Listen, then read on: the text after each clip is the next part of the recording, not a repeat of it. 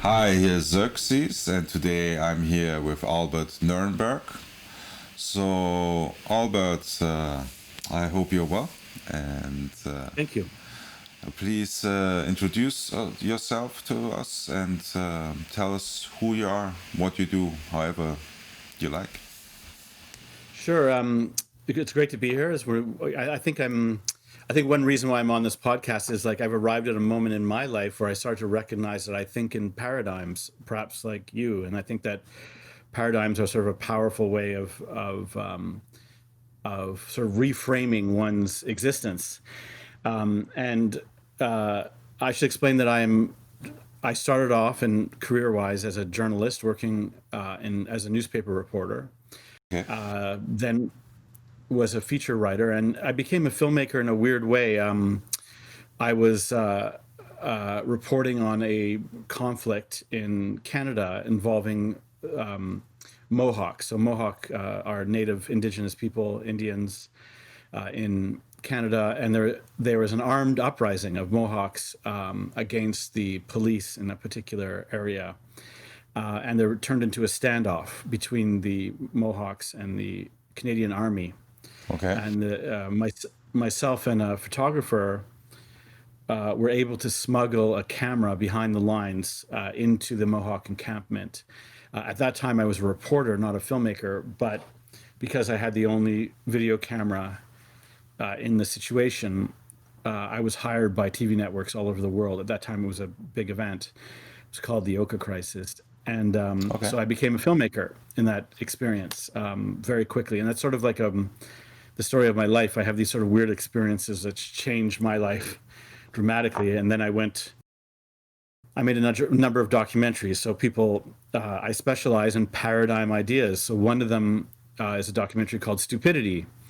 Okay. And it's a documentary I made for television, which suggests that stupidity is a strategy for life that a number of people, particularly in America, use stupidity to their advantage. I think one would assume that we're all trying to be more intelligent, we're all trying to say smarter things, but actually, I try to demonstrate that that's not true. That stupidity is far more powerful than intelligence in certain ways, Okay. and that there's a kind of active ignorance and stupidity that you see, particularly in American culture.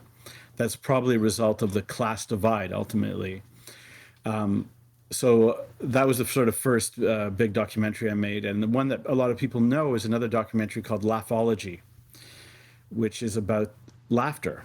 And again, it was a paradigm because it was the first documentary ever made about laughter, which sounds outrageous, but there have been many films about humor, but no one had ever investigated laughter itself, the behavior. And so that opened up a whole world for me. I think laughter is one of the great civilizing forces for not just humans, but for mammals. It's what makes the world a sort of happier, more playful place. And so in making those films, I started to realize each of these is a paradigm. For example, when I made Laughology, I became a laughologist. I would get hired by conferences or events and brought in just to make the audience laugh without telling jokes. I would just demonstrate laughter behavior, and because laughter is contagious, even just demonstrating the behavior will make an audience laugh. So I actually, for years, my full-time job was laughologist, where all I did was basically demonstrate something that is innate. Laughter is an innate behavior, and I would just demonstrate it in crowds. And I would explain the history. There's some very interesting history. Famously, in Tanzania, in 1962, there was a huge laughter epidemic where 30,000 people started laughing and could not stop for weeks. It's a very interesting event. It can be possibly explained by mass psychogenic illness.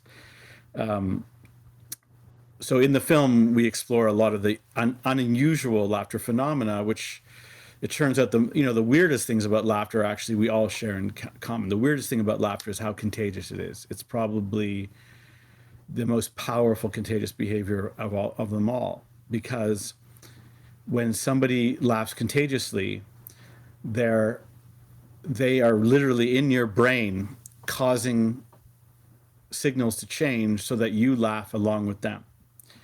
You can try to stop it, but it's a very powerful behavior.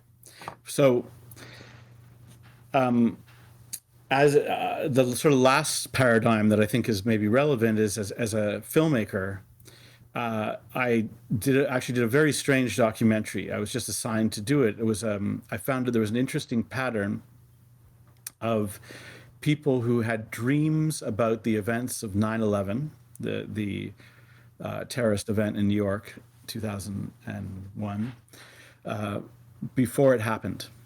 So a lot of people had very clear dreams where they, let's say, saw planes flying into a building or buildings collapsing, and the dreams were notable enough that they either told somebody, or in the case of people who were seeing therapists, they told their therapist, and the therapist wrote it down, in a book and then when the events happened, there was actually a record where somebody said, I had this exact dream, and I had the dream before it happened. And I had a friend who had that exact dream before it happened.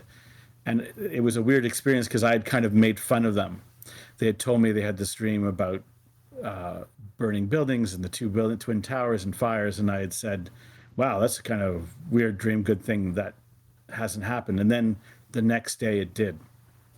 So to make a long story short, when I was working on the film, because there was some debate about how people died in the actual event, I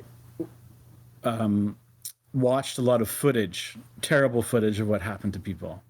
And I actually became traumatized. I think I have a previous history of trauma.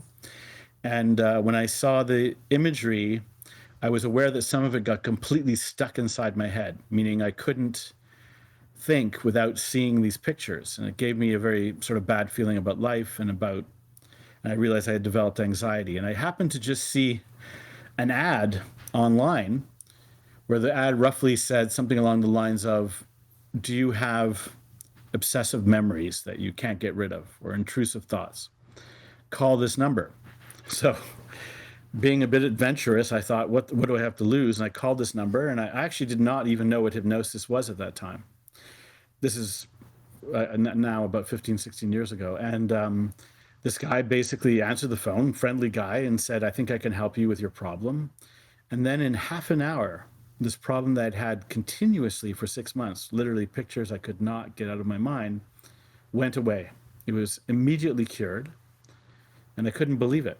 And so after that, I just sort of decided I had to learn how to, I had to learn hypnosis. It took me a few years. And then that opened up a whole avenue. That sort of has brought me here to your show, where I think that hypnosis is the area where there are more potential paradigm shifts almost than anything else.